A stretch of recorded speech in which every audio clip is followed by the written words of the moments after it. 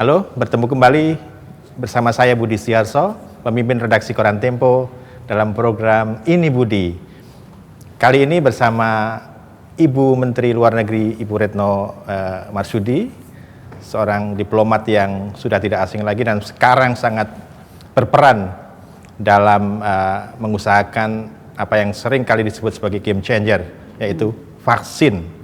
Selamat siang Bu Retno. Selamat siang Mas Budi, sehat selalu. Sehat kita selalu. Lepas masker karena udah jarak aman dan kita juga sudah PCR. Jadi mudah-mudahan semua aman. Bismillah. Baik. Sekali lagi terima kasih Bu Menlu sudah menyediakan waktu untuk bertemu kami. Program Ini Budi seperti nama saya. Ini Budi. Oh ya, apa kabar Bu? Alhamdulillah sehat, sudah vaksin. Sudah vaksin Bu? Sudah selesai, udah periksa hasil antibodinya. Alhamdulillah hasilnya sudah 2 kali bagus. Ya, Bu? Sudah 2 kali dan sudah mudah-mudahan. Bismillah mudah-mudahan. Baik, saya mungkin akan mulai dari peristiwa yang ini dibicarakan banyak orang sekarang ini ya Bu ya. Peristiwa yang sebenarnya ini peristiwa olahraga, tapi kemudian ini ada yang secara teknis kemudian tidak bisa bermain kurang lebih begitu ya, karena ya memang kondisinya tidak memungkinkan. Bu Retno sudah menerima laporan sejauh apa ini Bu?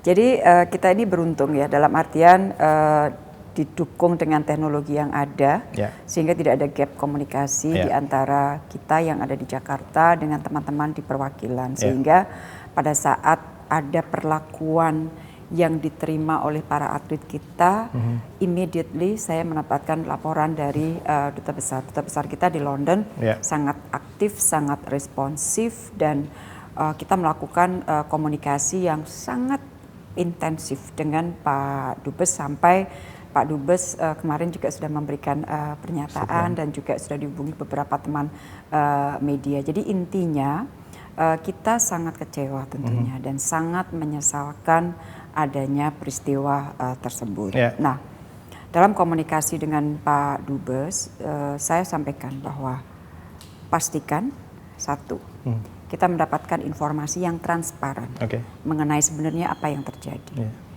Yang kedua, pastikan bahwa tim kita mendapatkan perlakuan yang fair. Dan yang ketiga, pastikan bahwa tim kita tidak mendapatkan perlakuan yang diskriminatif.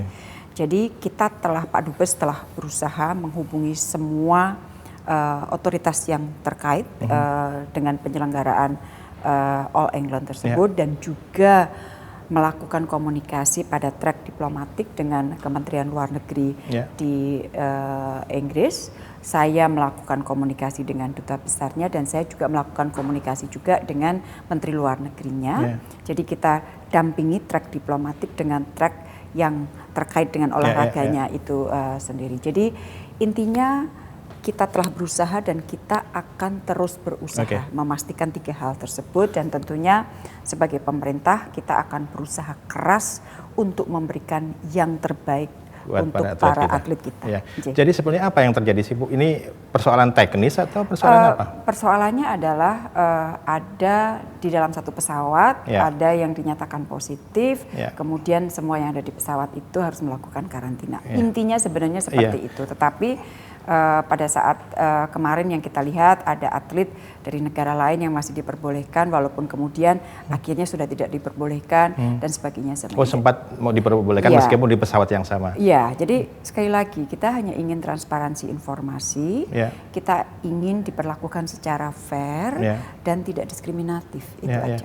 Ini jadi kalau menurut Bu Retno ini sebenarnya persoalan teknik ya, persoalan teknik menjelang pertandingan. Artinya kan sebenarnya pemain itu mesti harus memperhitungkan kan kalau segala kemungkinan itu ada, artinya worst gitu, dan mereka mungkin bisa harus karantina 10 hari. Dan itu mesti diperhitungkan. Nah, atau ini sebenarnya masalah ada pada sana tadi kalau Bu Retno mengatakan ada perlakuan yang mungkin diskriminatif juga gitu. Permintaan kita adalah jangan sampai ada perlakuan diskriminatif. Jadi itu call kita seperti itu. Ya. Dan kita juga sampaikan bahwa semua aturan yang terkait dengan protokol kesehatan sudah kita lakukan. Dan bahkan ada tambahannya, semua atlet kita sudah menjalani vaksinasi juga. Jadi sebelum keberangkatan PCR sudah dilakukan, mereka semua karena kemarin saya juga berkomunikasi dengan Pak Menteri Olahraga yang beliau kan sebenarnya pemegang substansinya kan beliau, jadi saya berkomunikasi juga dengan beliau tentunya. Beliau mengatakan bahwa semua atlet juga sudah divaksin, begitu tiba di sana dilakukan PCR lagi dan dinyatakan negatif. Jadi komunikasi sekarang kita masih kita teruskan dengan otoritas yang ada di sana, belum konklusif, kita lihat nanti akhirnya konklusinya akan seperti apa, tetapi yang ingin saya tekankan adalah kita berjuang semaksimal mungkin untuk mendapatkan informasi yang transparan, untuk memastikan bahwa tidak ada perlakuan diskriminatif dan untuk memastikan atlet-atlet kita mendapatkan perlakuan yang fair. Ada nggak Bu kalau khusus misalnya tunda dong seperti yang juga disebutkan oleh saya kira Pak Dubes sudah menyampaikan Pak Dubes sudah menyampaikan sekali lagi, makanya tadi saya sampaikan bahwa kita belum mendapatkan informasi yang konklusif. Jadi semua yang harus kita lakukan sudah kita lakukan bersama dengan opsi-opsi yang disampaikan oleh Pak Dubes. Sekarang kita tunggu apa nanti respons dari mereka dan konklusinya akan seperti apa. Kalau komunikasi dengan Pak Dubes di sini seperti apa, Bu? Sama, sebenarnya sama. Ya? Jadi pada saat kita mengirim pesan, Mas Budi, jadi pada saat kita ingin mengirim pesan, kita sampaikan pesan itu dari semua lini. Dari semua lini dan pada saat ini saya juga sudah mengangkatnya pada tingkat Menlu to Menlu. Jadi itu sudah merupakan tingkat yang cukup tinggi ya, sangat tinggi ya untuk mengirimkan pesan yang sama. Kalau mereka ini sebenarnya concern nggak sih Bu, masalah-masalah seperti ini Kak? Kalau Menlu Inggris? Saya kira iya ya. Saya kira mereka juga mereka mendengarkan concern juga dan selama ini yang kita terima, yang sudah kita terima adalah apologi terhadap ketidaknyamanan. Tapi kita tetap masih ingin meminta klarifikasi lebih lanjut dan akhirnya keputusannya akan menjadi seperti apa. Kalau ini Bu Retno menganggap ini adalah satu persoalan yang harus diselesaikan untuk komunitas di dalam negeri atau lebih jauh dari itu. Maksudnya kan memang sekarang bulu tangkis ini sesuatu yang populer ya. Bulu tangkis kan dekat di hati masyarakat Indonesia. Nah ini harus diselesaikan ini untuk komunitas dalam negeri atau menurut Bu Retno ada sesuatu yang lebih substansial lagi? Saya sekali lagi saya kembalikan kepada kalimat bahwa kita tidak ingin para atlet kita mendapatkan perlakuan yang diskriminatif atau tidak fair. Itu aja. Baliknya ke situ. Lainnya itu aja. Bu Retno ini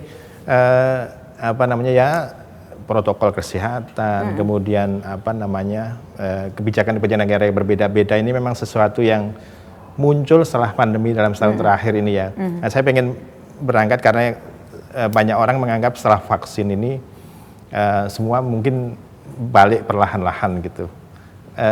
Bu Retno setuju dengan itu? Gitu. Vaksin is one thing ya. Jadi satu hal yang memang dari sisi perhitungan saintifik akan dapat mengurangi laju penularan, dan mungkin di satu titik akan dapat menghentikan ya kan laju penularan. Tetapi ini adalah penyakit yang baru, virus yang baru, yang pemahaman para ahli terhadap virus ini juga masih cukup terbatas. Kemudian dinamikanya tinggi sekali. Kita tahu bahwa dalam beberapa waktu belakangan ini informasi yang terkait dengan varian-varian baru juga muncul.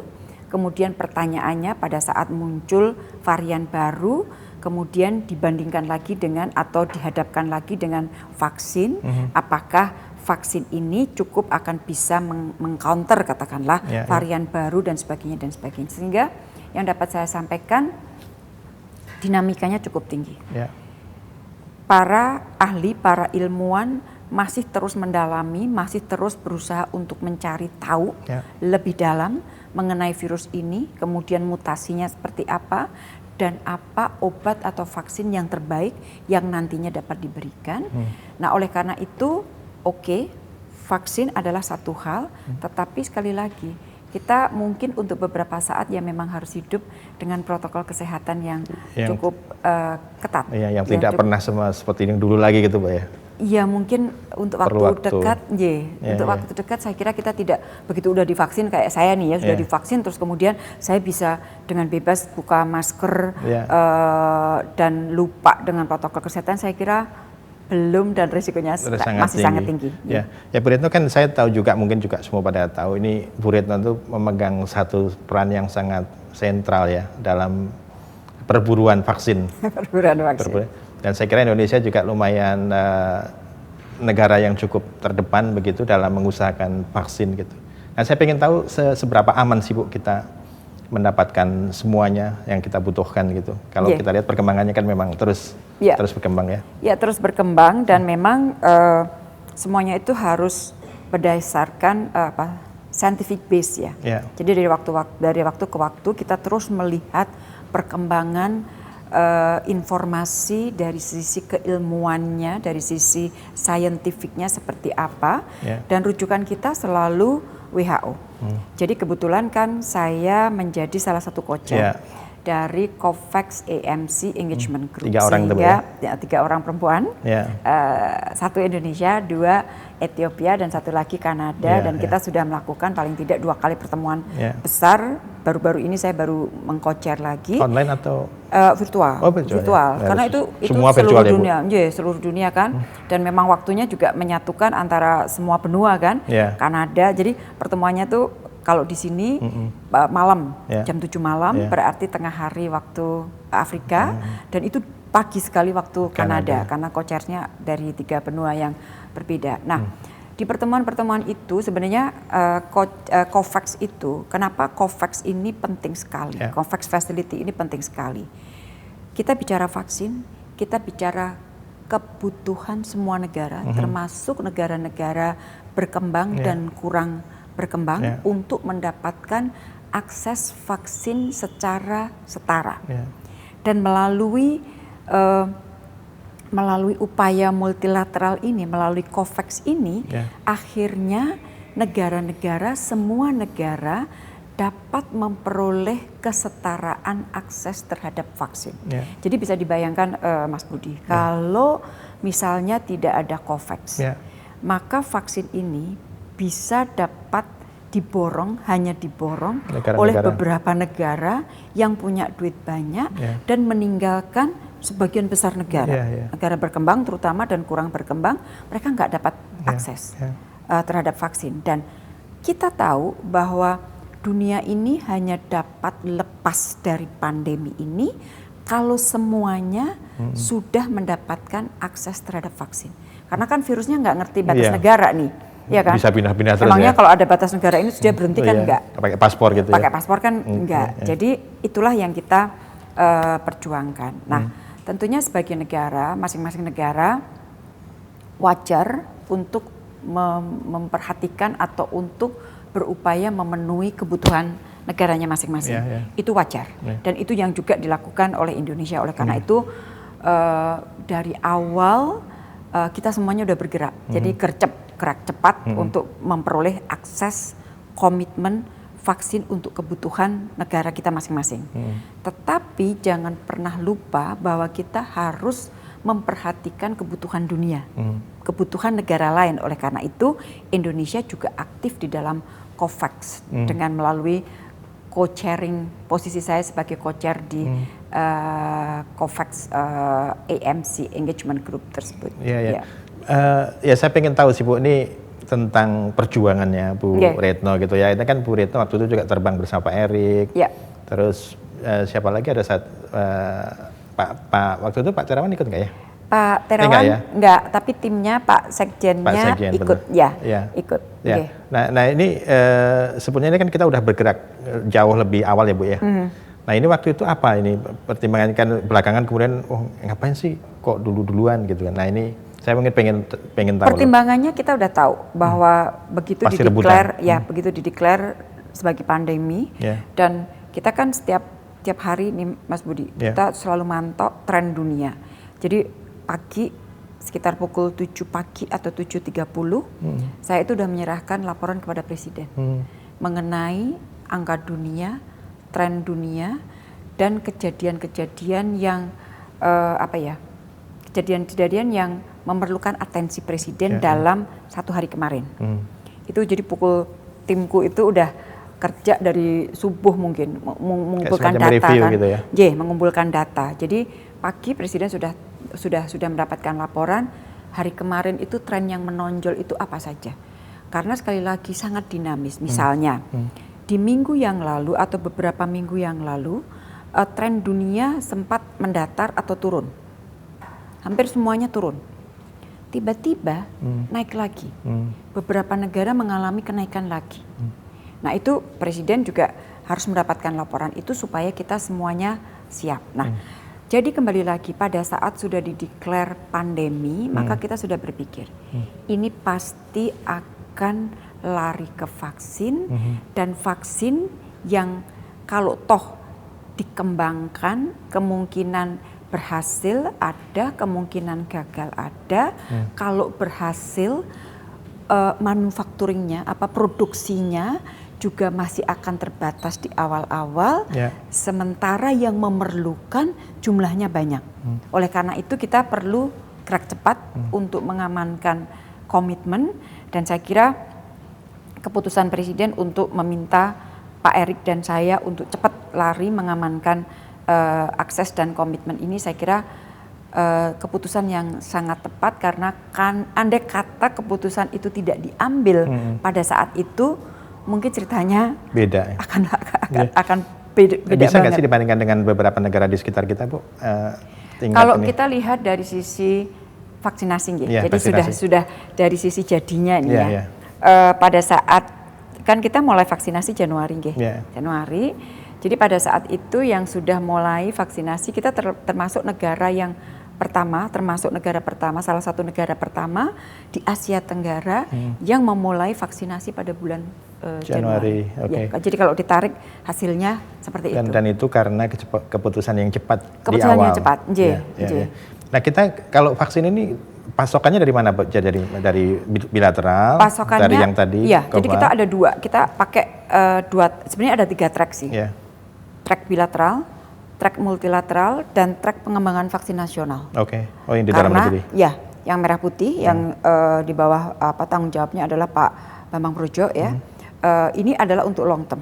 Karena kan kita tahu bahwa negara sebesar kita dengan penduduk 260-270 juta jiwa, mau tidak mau kita harus tidak boleh terus-terus bergantung kepada luar. Oleh karena itu perlu kita mengembangkan vaksin nasional kita. Jadi ini adalah untuk jangka panjangnya. Nah, jangka pendeknya sekali lagi kita cepat-cepatan, tapi kita juga harus memikirkan dunia. Oleh karena itu bilateral dan multilateral. Untuk bilateral kita waktu itu melakukan pendekatan dan pendekatan kita itu kita lakukan berdasarkan informasi yang ada di WHO. Pengembang vaksin yang sudah masuk ke tahap berapa gitu. Jadi kita bukan asal. Nggak pasif gitu lah. Nggak pasif dan nggak asal. Pokoknya ke sana, enggak. Kita lihat dulu di WHO referensinya itu, baru kemudian kita lakukan pendekatan. Jadi kita lakukan pendekatan ke Tiongkok, kita lakukan pendekatan ke Uni Emirat Arab, kemudian kita lakukan pendekatan ke Inggris untuk AstraZeneca, kemudian kita lakukan untuk track multilateralnya, ya pasti penjurunya ada di Jenewa, makanya waktu itu saya masuk ke Jenewa. Kemudian kita juga melakukan pembicaraan-pembicaraan dengan pengembang atau produser dari Amerika Serikat. Bahkan sekarang kita juga melakukan komunikasi dengan Rusia untuk Sputnik V, untuk Sputnik V. Jadi ini bilateral ya, Bu? Bilateral. Jadi kita lakukan di semua track, tapi sekali lagi referensi kita, rujukan kita adalah tetap informasi yang dikeluarkan di WHO. Sputnik ini untuk kebutuhan yang mana, Bu? Mandiri atau yang pemerintah? Kemungkinan akan dipakai untuk yang mandiri ya. Mandiri. Yang gotong royong. Oke. Saya mungkin membayangkan Ibu Retno ini tidak hanya melakukan negosiasi formal ya, pasti banyak juga yang komunikasi informal gitu ya. Gimana Bu? Ini waktu itu bisa nggak ceritanya kalau yang mengenai komitmen sudahlah ya, itu sudah selesai. Sekarang saya itu hampir tiap hari komunikasi misalnya dengan Bio Farma. Kan vaksin yang Sinovac ini kan bentuknya vaksin curah, Mas Budi. Ya. Dari curah itu kemudian masuk ke Bio Farma. Untuk dipak gitu ya. Dipak untuk filling. Nah, kemudian itu kan juga perlu waktu. Setelah itu siap untuk didistribusikan. Jadi saya itu ikut menghitung. Berapa yang sudah masuk dalam bentuk curah, berapa yang kemudian sudah diproduksi, jadi berapa yang sudah didistribusikan. Kenapa saya ikut menghitung itu? Karena saya ingin pastikan dan kontribusi apa yang saya bisa berikan untuk memastikan supaya tidak terjadi jeda. Karena kalau distribusi lancar, vaksinasi lancar, jangan sampai tiba-tiba barangnya nggak ada. Lag gitu ya? Barangnya nggak ada. Nah, oleh karena itu seperti semalam saya laporkan kepada Bapak Presiden. Jadi kalau misalnya yang kemarin terakhir datang vaksin, oke, vaksin datang masuk ke Bio Farma, itu saya udah langsung mikir, oke, kapan batch selanjutnya? Saya lihat detail perizinannya sampai di mana, apakah perizinan di kita sudah izin untuk impornya sudah, terus kemudian apakah izin ekspor dari negara tersebut sudah masuk atau belum, karena sekali lagi walaupun katakanlah kita deal dengan perusahaan, dalam hal ini perusahaannya Sinovac, tetapi izin tetap diberikan atau kita tetap memerlukan izin ekspor dari otoritas Tiongkok. Jadi nggak bisa serta-merta, oke, kita udah deal perusahaan, gitu ya? Enggak. Dan izin itu diberikan per batch, setiap kali kirim. Apa itu ininya? Untuk keamanan. Untuk keamanan, karena pengurusan izinnya ini apa, Bu? Pembayaran kah atau? No. Nggak ada kaitannya dengan pembayaran, tetapi mereka ingin memastikan bahwa vaksin yang diproduksi untuk batch ini aman. Jadi ada task force di Tiongkok yang terdiri dari berbagai macam kementerian, termasuk sebenarnya Kementerian Transportasi juga, karena bagaimana vaksin ini ditransport, dikirim secara aman dan sebagainya dan diketuai oleh State Councilor Wang Yi yang kebetulan juga menjadi Menteri Luar Negeri. Sehingga dari waktu ke waktu saya melakukan komunikasi dengan mereka hanya untuk memastikan agar pemberian izin ekspornya tidak mengalami hambatan. Kadang-kadang saya sampai ngeceknya perkara kontainer. Jadi ini kontainer kan juga kadang-kadang ketersediaannya terbatas karena semua orang kan perlu. Nah, itu saya juga ingin memastikan bahwa kadang-kadang bilang sama Pak Dubes atau sama Bio Farma, kontainernya udah ada belum, udah siap belum semuanya? Oh iya, ini ada jadwal mundur sehari nih. Oke, kita tunggu begitu. Ini sehari cek lagi. Gimana kontainer? Oke. Sampai penerbangan. Penerbangan itu saya sampai dengan Garuda itu saya tahu. Kalau dijemput pakai Garuda terjadi pergeseran nggak waktu keberangkatan, handlingnya di sana bagaimana, masuknya. Jadi semuanya detail. Udah cocok jadi Menhub dong nantinya. Berubah posisi. Semuanya karena saya logistiknya udah hafal betul ya Bu. Ada tanggung jawab moral untuk memastikan sekali lagi supaya tidak terjadi kekosongan Iya. Tapi sejauh ini dari sisi pasokan sebenarnya nggak ada masalah Bu untuk Sinovac ya? Nggak ada masalah. Masih semuanya sesuai dengan schedule. Tapi kan kita nggak bisa taken for granted semuanya harus terus dicek. Jadi kita untung tim kita enak. Jadi misalnya kayak Pak Menkes sekarang kan sibuk dengan urusan vaksinasi. Di dalam negeri ya? Dalam negeri, pelaksanaan vaksinasi, which is itu nggak kalah complicated-nya. Jadi saya sampaikan kepada Mas BGS, Mas, aku bantuin belah mana nih? Jadi aku selalu mencoba membantu yang tadi saya ini. Jadi aku ngelihat nih semua prosesnya, kira-kira mana yang ada hambatan. Kalau ada hambatan, di situ aku masuk gitu. Karena masing-masing orang udah sibuk dengan urusan yang nggak kalah complicated. Bu Retno, kalau saya lihat di kedatangan vaksin itu kan juga ada semacam penyambutan begitu ya, termasuk di yang vaksin AstraZeneca ya. Yang dari multilateral. Yang multilateral itu sebenarnya disengaja atau apa maksudnya kalau yang untuk AstraZeneca kemarin itu kan vaksin batch pertama yang kita terima dari track multilateral yang dari COVAX. Nah, keberadaan vaksin atau ketersediaan vaksin itu ada karena kan kerjasama banyak pihak nih. Kalau COVAX itu berarti ada WHO, ada Gavi, ada CEPI, ada UNICEF. Kemudian ada para donor juga. Karena kebetulan Indonesia masuk negara AMC yang mendapatkan vaksin itu secara cuma-cuma. Oleh karena itu menyambut kemarin juga tidak hanya saya, tetapi di situ ada perwakilan WHO Jakarta, ada perwakilan UNICEF Jakarta, dan disitulah saya juga menyampaikan apresiasi atas kerjasama. Ini sebenarnya kalau dipikir cukup surprising juga loh. Dalam waktu singkat track multilateral ini bisa deliver. Betul-betul bisa deliver gitu. Jauh lebih cepat dari perkiraan. Jauh dari perkiraan kita semula. Karena perkiraan kita, waduh ini kalau multilateral ini mungkin akan betul-betul di belakang nanti ya di semester kedua, bukan semester ya, per 6 bulan semester kedua nih. Tapi ternyata karena betul-betul keinginan semua negara untuk melakukan kerjasama, dia di Februari dia udah bisa deliver. Datang. Jadi itu surprise ya? Surprise dan ya kita membiasakan untuk say thank you lah. Karena bagaimanapun juga kalau kita kerjasama, kalau diapresiasikan juga seneng ya. Kalau artinya ini bukan selebrasi karena vaksin datang gitu bukan? Kalau saya merupakan kebutuhannya kita untuk menyambut ya. Alhamdulillah udah datang, tapi yang elemen yang tidak boleh dilupakan di dalam penyambutan terutama untuk yang multilateral itu adalah kita sampaikan apresiasi atas kerjasama banyak pihak untuk membuat vaksin dari track multilateral itu akhirnya bisa deliver dalam waktu yang cepat.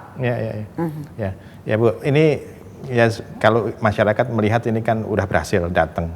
Tapi ada nggak sih hal-hal yang waktu itu membuat Bu Retno itu susah lah ketika berjuang mendapatkan vaksin itu? Ada hambatan-hambatan nggak yang membuat Bu Retno, waduh ini berat nih gitu misalnya? Saya lebih condong memakai kata tantangan ya. Tantangannya banyak banget. Misalnya apa Bu? Tantangannya banyak banget, misalnya yaitu memastikan perizinan. Di negara asalnya? Dari sini, kan sekali lagi Presiden kan selalu wanti-wantinya hati-hati di dalam masalah perizinan karena ini menyangkut keselamatan manusia. Jadi betul-betul safety-nya harus dipastikan, dan sebagainya. Sementara di dalam banyak hal masih ada banyak keterbatasan, connectivity misalnya. ya kan? Jadi misalnya pada saat kan Sinovac itu dalam rangka memenuhi kebutuhan dunia, dia itu mengekspan pabrik. Pabriknya kan pabrik baru, katakanlah. Nah, oleh karena itu ada kebutuhan dari BPOM untuk melihat fasilitas yang baru ini. Visit gitu? Padahal Beijing waktu itu dinyatakan tertutup lockdown untuk kunjungan orang asing. Gimana coba? Apa nggak deg-degan kita?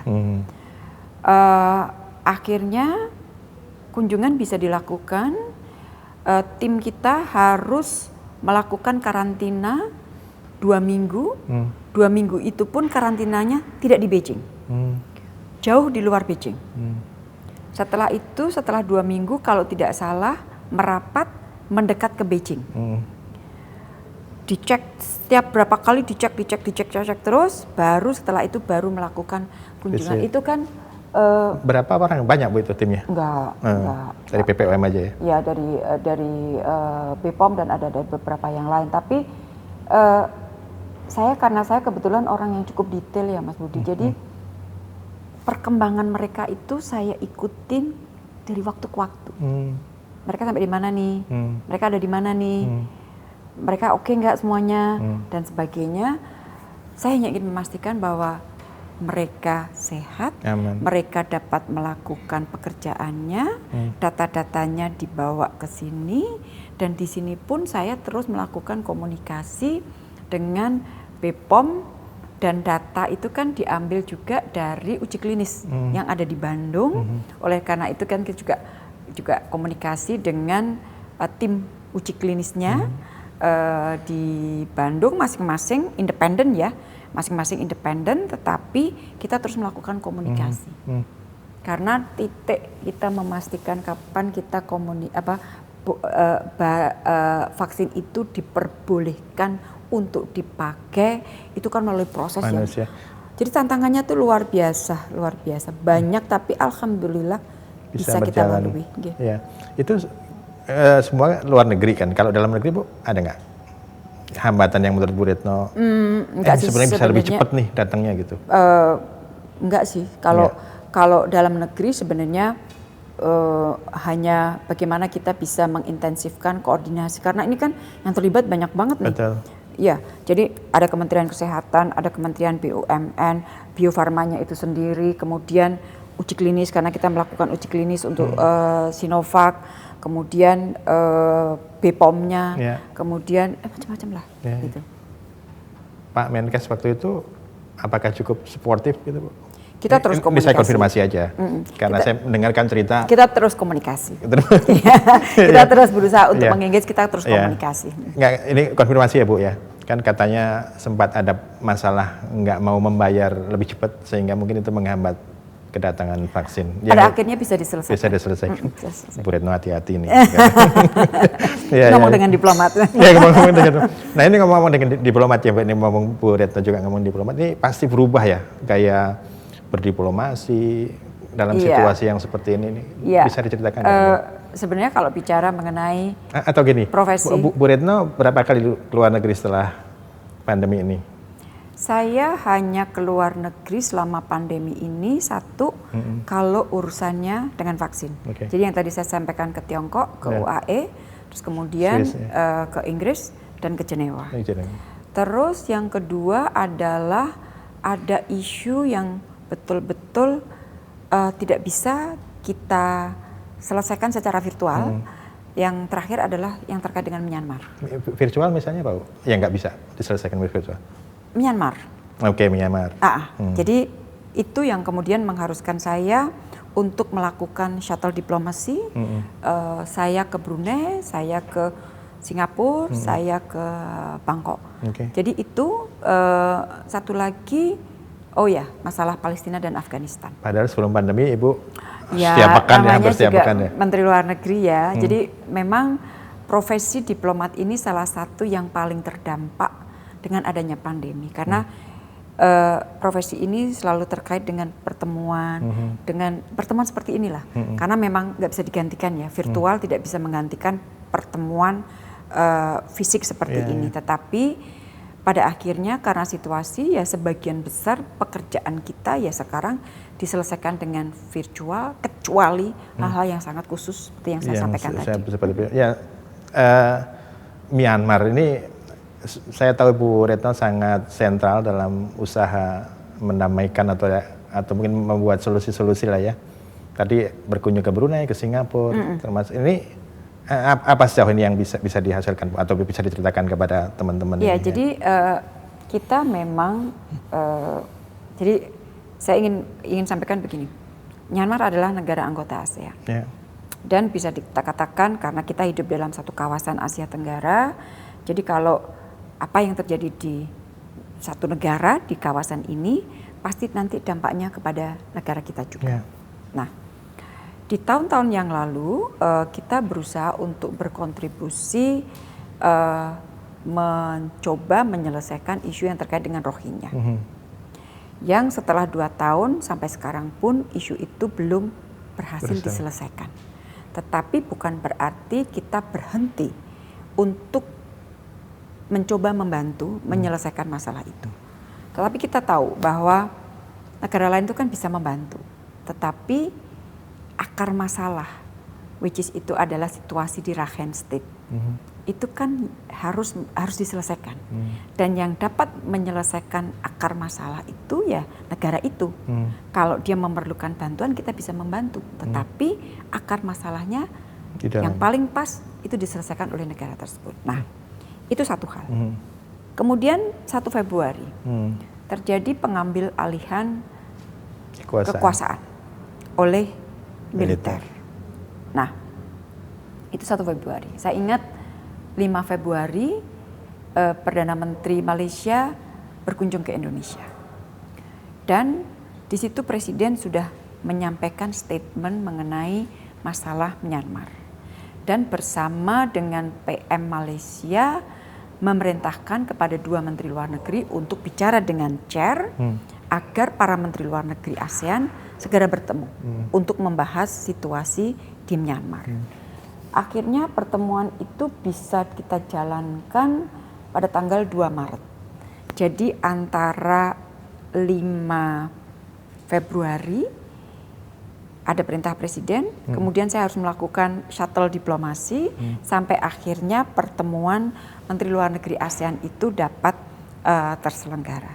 Intinya sebenarnya begini, 1, safety, keamanan, dan kesejahteraan rakyat Myanmar itu menjadi concern nomor 1 prioritas bagi kita. Tertinggi ya. Namanya dimanapun lah Mas, Humanity, kita bicara mengenai manusia, keselamatan manusia, nyawa manusia, itu harus yang menjadi prioritas nomor 1. Jadi itu message-nya nomor 1 adalah itu.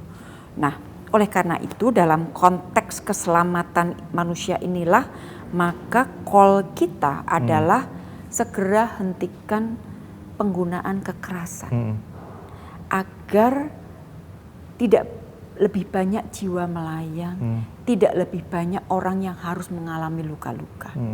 Itu. Yang kedua, kita juga menyerukan segera lakukan dialog dan rekonsiliasi. Nah, tentunya untuk melakukan dialog, kalau dialog itu kan berarti lebih dari satu pihak dong, ya kan? Kalau satu monolog. Kalau satu namanya monolog, betul. Nah, oleh karena itu pihak-pihak yang sekarang ada di tahanan politik, ya harus mereka dikeluarkan supaya dialog dan rekonsiliasi dapat segera dimulai. Kenapa dialog dan rekonsiliasi harus segera dimulai? Karena kita yakin demokrasi tidak akan dapat dikembalikan apabila tidak terjadi dialog dan rekonsiliasi di antara mereka. Jadi intinya sekali lagi ini adalah masalah mereka. Yang paling bisa menyelesaikan adalah mereka. Sebenarnya kalau mereka bisa menyelesaikan sendiri itu lebih bagus. Tapi itu mungkin gak sih Bu? Apa? Menyelesaikan sendiri dalam situasi ketika militer berkuasa. Pada titik ini kita belum melihat adanya pergerakan ke arah itu. Pada titik ini ya.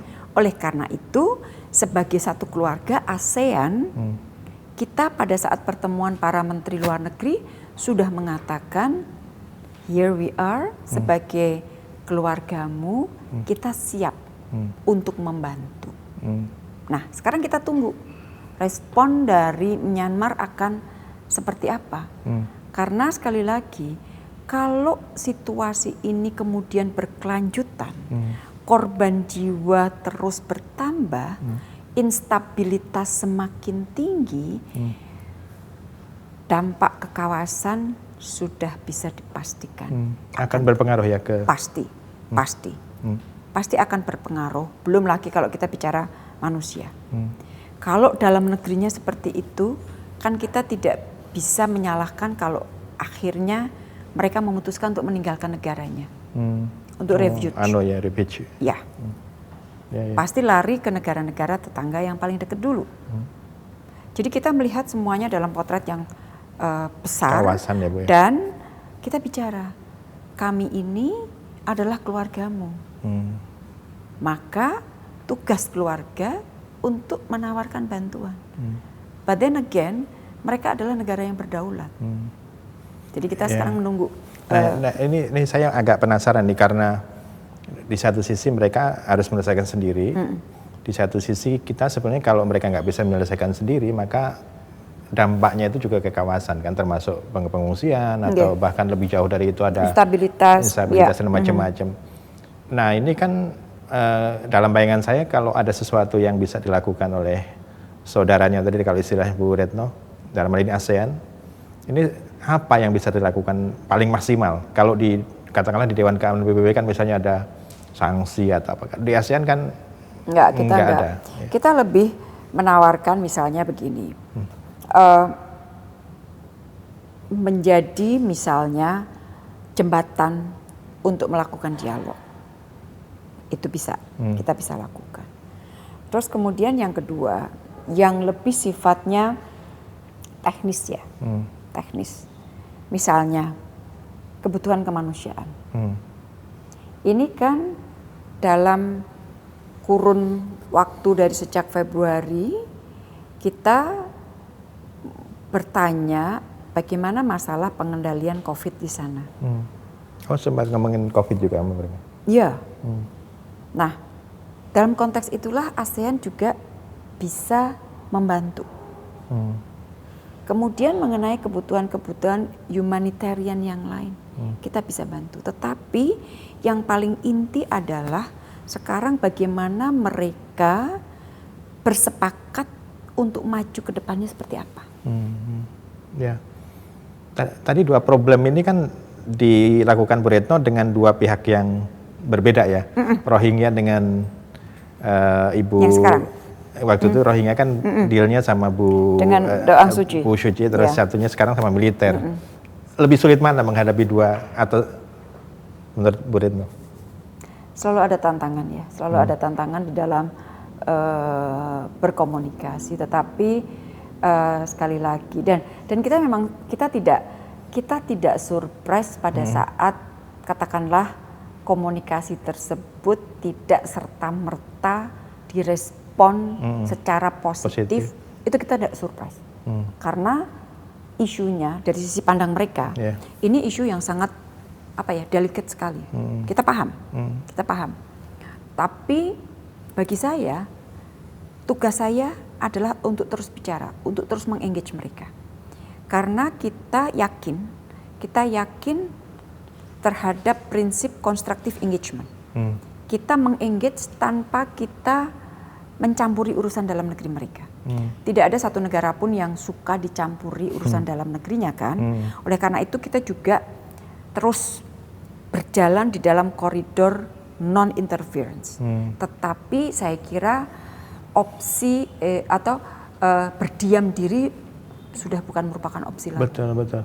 Dan ini soal prinsip non-intervensi itu masih relevan nggak sih Bu untuk ASEAN?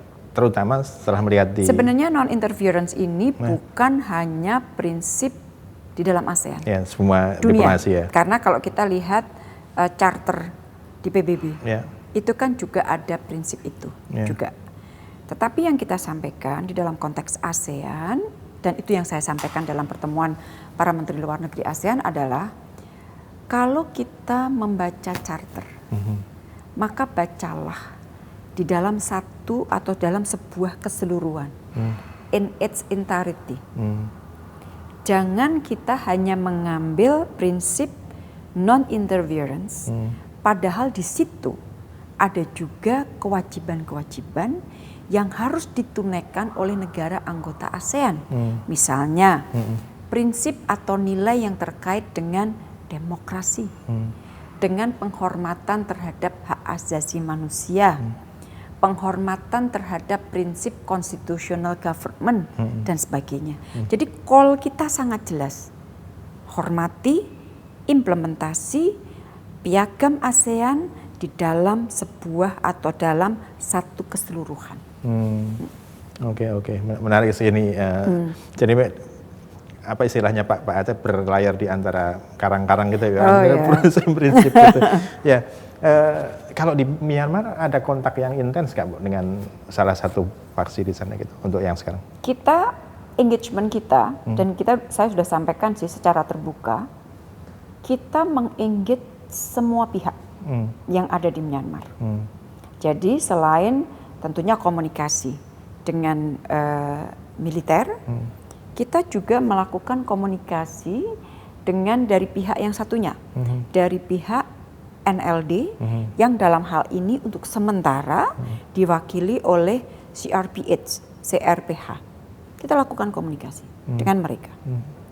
Dan mereka juga meminta Indonesia untuk membantu berkomunikasi dengan pihak lain. Jadi kita betul-betul engagement kita adalah sebuah engagement yang terbuka dengan semua pihak, dan kita sampaikan bahwa saya juga melakukan komunikasi dengan pihak yang lain. Dan kita juga melakukan komunikasi dengan banyak pihak di lapangan, Mas Budi. Jadi saya itu tiap hari berkomunikasi dengan NGO, dengan think tank, dengan semua untuk mengcompare informasi yang kita perlukan. Jadi saya mendapatkan informasi yang cukup kaya mengenai apa yang betul-betul terjadi di lapangan. Ya. Jadi tidak hanya informasi dari kedutaan ya, pastinya dari kedutaan, tetapi diperkaya dengan informasi lapangan yang betul-betul di lapangan teman-teman yang ada di lapangan. Kalau dibandingkan awal Maret ketika Bu Retno tadi melakukan pertemuan dengan ini, sampai sekarang kayaknya memburuk ya situasinya kan? Situasinya unfortunately ya. Ya. Oleh karena itu kita tidak boleh berhenti. Saya kira sekali lagi berdiam diri bukan merupakan opsi. Karena sekali lagi yang kita lihat adalah nyawa yang hilang. Yang dari waktu ke waktu terus bertambah. Dan yang kita khawatirkan lagi adalah instabilitasnya. Kawasan juga ya. Oke, Bu Retno, ini bagian terakhir yang saya sebenarnya suka ini. Kan dunia diplomasi ini biasanya laki-laki gitu ya. Banyak laki-laki lah. Nah ini Bu Retno Menlu Perempuan udah 2 periode ini, memasuki 2 periode. Ini keunggulan atau biasa aja menurut Bu Retno? Satu, menjadi perempuan adalah sebuah karunia. Kalau saya, suatu karunia. Nggak bisa ditolak memang itu. Nggak bisa ditolak dan I'm very proud sebagai perempuan. Terus yang kedua, dulu waktu saya kan masuk Kemlu tahun 86 ya. 86. Jadi sekarang dari HI langsung. Iya, jadi waktu itu malah melalui program IJON, rekrutmen langsung dari universitas. Di kampus diambil langsung. Diambil setelah melalui proses-proses tes, langsung diambil. Jadi betul-betul fresh graduate, dan bukan fresh graduate lagi, setahun sebelum kelulusan udah dikasih beasiswa, udah dibayar sama Kemlu lah, di IJON. Ikatan dinas lah ya? Ikatan dinas, di IJON sama Kemlu, kemudian diambil oleh Kemlu. Nah, pada saat saya masuk Kemlu 35 tahun yang lalu ya, kalau 86, 35 tahun yang lalu. Itu memang kental sekali nuans yang mengatakan bahwa diplomasi ini adalah dunia laki-laki. Memang sebagian besar pada saat itu laki-laki, angkatan saya hanya 10% perempuannya. Itu pun di tengah jalan Dari berapa? 10% dari? Dari 70. 70, oke. Di tengah jalan ada yang menikah satu sama lain, ada yang kebetulan memutuskan untuk keluar dan sebagainya. Jadi kalau menikah harus keluar ya? Menikah pada saat itu salah satu harus resign. Salah satu harus resign. Sekarang enggak. Makanya ada sebuah kemajuan in terms of policy ya. Kalau dulu diplomat menikah dengan diplomat boleh, tapi salah satu harus resign, mundur. Dan sebagian besar yang mundur itu adalah perempuan. Nah, tapi sekarang polisinya udah boleh. Mereka boleh menikah, tidak harus mengundurkan diri salah satu. Ini zaman Bu Retno atau sudah? Sudah dirintis dari sebelumnya. Sudah dirintis dari sebelumnya. Dan sekarang kita mencoba untuk mencarikan pos yang saling berdekatan. Misalnya Singapura dengan Johor Baru, New York dengan Washington. Belanda dengan misalnya Belgia. Kalau Belanda dengan Belgia. Jadi kita berusaha dekatkan. Karena sekali lagi keluarga merupakan unit yang penting untuk mendukung karir. Jadi harus dibalik, karena saya adalah salah satu orang yang kalau keluarga saya nggak kuat, dukungannya nggak kuat, nggak mungkin saya sampai di titik ini. Saya itu merasakan banget bahwa keluarga itu penting sekali. Jadi keluarga ini harus aman dulu. Nah, balik lagi ke urusan image bahwa atau mitos yang mengatakan ini dunia laki-laki. Pada saat itu memang kita minoritas. Kita minoritas, belum tentu juga survive dengan berbagai macam pertimbangan. Tapi kalau kita lihat di titik ini, ditarik paling tidak 10 tahun ke belakang paling tidak, maka kita melihat komposisi diplomat perempuan yang baru ya, tarik 10 tahun, meningkat. Itu ternyata udah 50-50 loh. Di dunia internasional? Enggak. Di Indonesia? Di kita. Dan itu juga tren yang sama terjadi di negara lain. Jadi sempat di 1 tahun justru 52-48. Menang perempuannya. Tapi kalau di rata-rata ya kisarannya udah 50-50 lah. Imbang lah ya. Dan yang ini yang membuat kita seneng, kan kita kan pendidikan ya, ada pendidikan khusus untuk diplomat. Di akhir itu biasanya kita ngelihat yang terbaik, 10 besar yang terbaik itu siapa aja sih gitu. Nah, di antara 10 besar itu komposisi antara perempuan laki sangat imbang. Dan di banyak titik perempuannya lebih banyak. Itu pengujinya takut sama Bu Retno itu? Enggak. Jadi saya cukup bangga bahwa dari waktu ke waktu jumlah diplomat perempuan semakin banyak, tetapi bukan hanya kuantitasnya yang membuat saya senang, tetapi juga kualitasnya. Dan kalau di kantor saya terutama sebagian besar perempuan. Ya, dan mereka terengginas ya Bu. Fighter semua. Ini terakhir Bu, kalau tadi posisi Menlu perempuan gitu ya, itu ada sih memberikan keuntungan ketika misalnya bernegosiasi dengan entah itu Myanmar atau vaksin? Kalau saya iya. Jadi saya perempuan dan saya menggunakan semua talenta yang diberikan Tuhan kepada perempuan untuk mendukung pekerjaan saya. Misalnya dari sisi ketelitian. Teliti sekali. Itu sangat berguna. Yang kedua dari sisi endurance. Jadi perempuan ini kan banyak orang mengatakan perempuan ini lemah. Enggak loh. Kalau tahan-tahanan nih, perempuan dijabanin. Kita mau negosiasi, mau berapa lama? Ayo kita jaga. Sabar lagi ya. Kita ini. Dan